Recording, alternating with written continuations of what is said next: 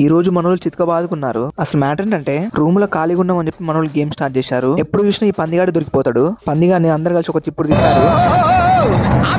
పందిగాడిని కొట్టరా అంటే రూమ్ మొత్తం దులుపుతున్నాడు. పందిగాని కొట్టరా అంటే పందిగాడిని అందరూ కొడుతున్నారు. ఇంక ఇట్లా కాదని చెప్పి మన తీటగాడే రంగంలో దిగిండు. ఇక వాడు రాగానే అందరు ఉరికే ఊరుకు అసలు గ్యాప్ ఇవ్వట్లేదు. మనుషుని కొట్టరా అంటే రెండు సమానత కింద పడేసిండు. అది తిరిగి ఏదో చేస్తుండు. లాస్ట్ మన పొట్టిగాని కొట్టిండు. అక్కడేమో నన్నే కొడతామని చెప్పి వాడు తీసుకుండు. కొంచెం ఉంటే మన తీటగాడు అయిపోతుండే. పొట్టిగాడు మాత్రం ఘోరం కొట్టిండు అందరినీ. వీడిని మాత్రం గుండు మీద ఒకటి వీకిండు.